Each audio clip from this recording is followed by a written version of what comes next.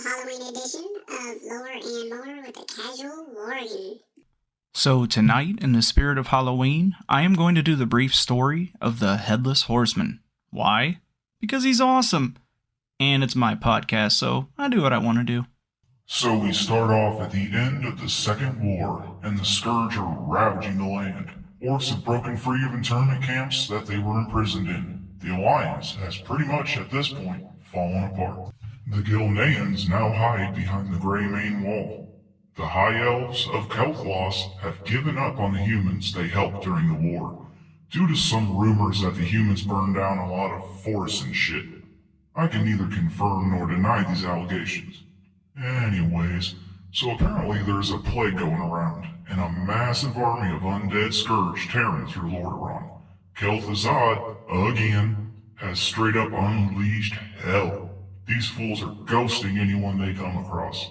At this time, a brave knight named Sir Thomas Thompson, a paladin of the Silver Hand, is kicking ass and taking names.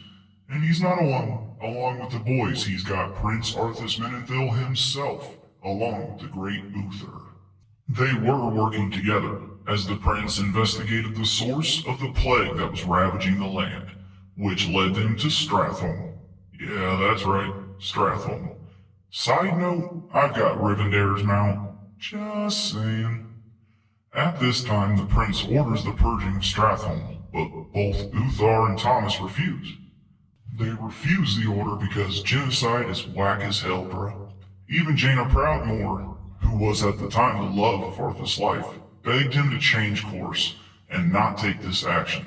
But Arthas being Arthas is like, nah bro, these fools gotta go. I'ma ghost them. Now Sir Thomas said, nah big dog, I'm good on that, and I'm out. So anyways, Arthas does purge that shit. Ghosted them all. Damn. After that gangster-ass purge, Sir Thomas Thompson is stationed in a small village, where he faces multiple tragedies about to take place in his life. For this man, the train is literally about to go off the rails. The supplies provided by Baron Rivendare were running horribly low, and then Baron Rivendare pulled a dick move and sent them grain full of plague. Overnight, wham, thousands of villagers that homeboy was swore to protect were now turned into undead Scourge. You know, the ones he swore to protect them from? Man, that's lame. At this time, they did not realize that it was in the grain. At this time, they had no idea what was causing the plague. Worse yet, Thomas would now have to fight his way out of that village. Yeah, this meant slaughtering the very same villagers. And this boy slaughtered every last one he could get his hands on. And he was sending them zombies to the forever box. A straight retribution Palais-style smoke checking on these fools. Of course, he believed that what had taken place now, this was all his fault. That he should have seen Baron Rivendare's motives and agenda long before. How could he have been fooled so easily? His homies in the Silver Hand, they tried their best to assure him it was not his fault, and nothing could have been done. But of course he could never believe this. He could not overcome these failures. Meanwhile, Alexandros Morgraine had the dwarves of Ironforge craft a great blade, Ashbringer. If you don't know about the Ashbringer, look that up because it's an epic piece of ass kickery. Anywho, it was designed to smoke those undead chumps once and for all. But as for Sir Thomas Thompson, he still blamed himself and was sent home to recover. On his way home to his fam, wifey, 2 kids, he finds out that Prince Arthas Menethil, you know, old boy who purged Stratholme, had gone to his father, King Terranus Menthol, and murked him. He was friggin' dead. Bruh, ghosted by his own son. Now them Scourge boys under Arthas are hella more powerful. Yet again, Sir Thompson blames himself. Not for defying the prince's orders, but again not seeing the corruption of yet another person. For not seeing that Arthas was turning bad in the first place. Now Sir Thompson is beyond depressed.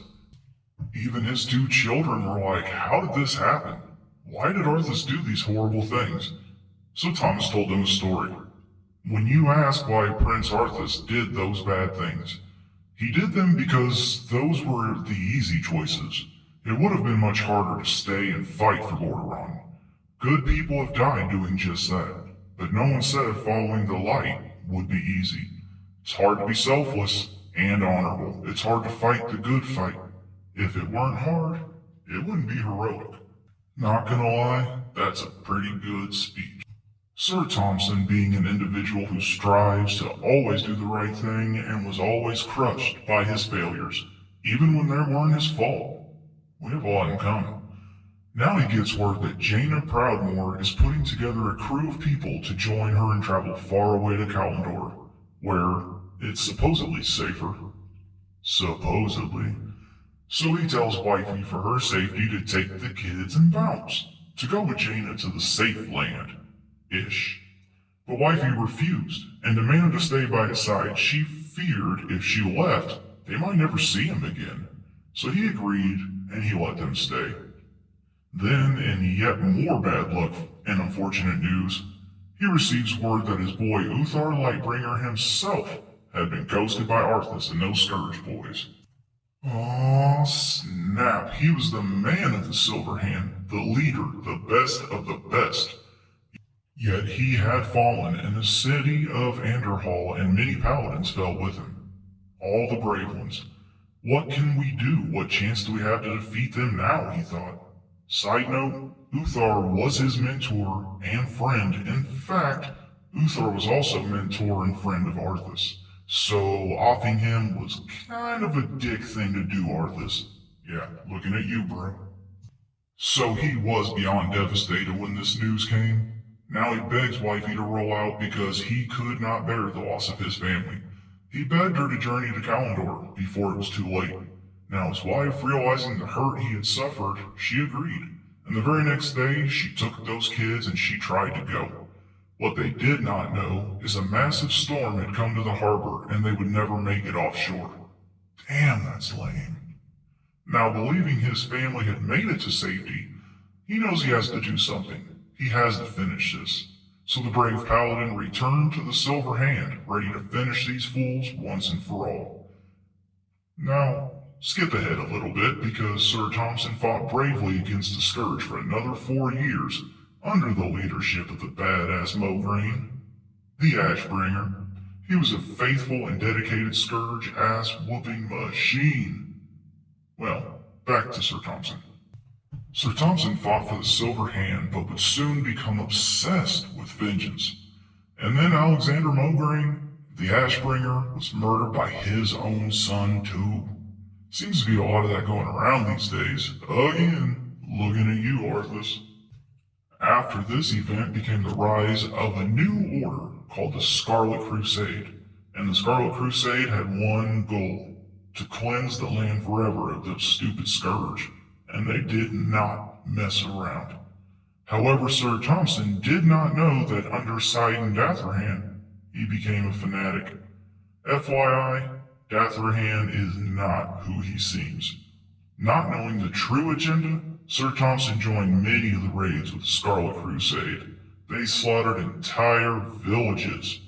And one fateful night, in the middle of slaughtering every man, woman, and child, damn, fate would retaliate, and he murdered his own wife and kids, not realizing they had never made it aboard that ship. It wasn't until he saw their faces he knew. By the time he realized what he had done, it was too late. Because of this action, man, he was driven mad and locked away in a cell. He would constantly speak horrific rhymes that haunted the guards, the creepy stuff we always hear him saying. Eventually, he was let out, as being locked away had done him no good. He was released again to fight the Scourge, but man, he went mad. He was killing everyone and anything he could find. He came to believe that everyone was Scourge, in hiding, and must all be purged. Kinda deluded. After slaughtering many of his own damn paladins, he was beheaded, ending his madness. For now. Later, Datherhan, who had other ideas and plans, later resurrected Thomas and warped his body and his mind, becoming what we know is the Headless Horseman. They did, however, give him a sick-ass mount. What? Yeah, I'm flexing that mount. He is cursed to forever wander the lands, not only believing he's alive, but insane, batshit crazy, and attempting to purge everything, scourge, and will never succeed. That's brutal.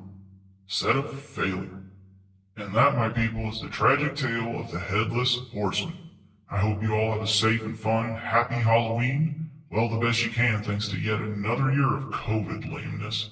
Good luck getting that mount as well. Luckily, I've had it for years. Yeah, I'm flexing that mount. Yet I still can't get Invincible or Time Lost Pro to drink with my lame ass. I'm at like 319 mounts. Still can't those. Still so lame. Now, if you would like to follow this podcast for more lore and many more projects in the works, see CasualWorgen on Facebook, Instagram, and Twitter. Everyone have a happy Halloween and peace out.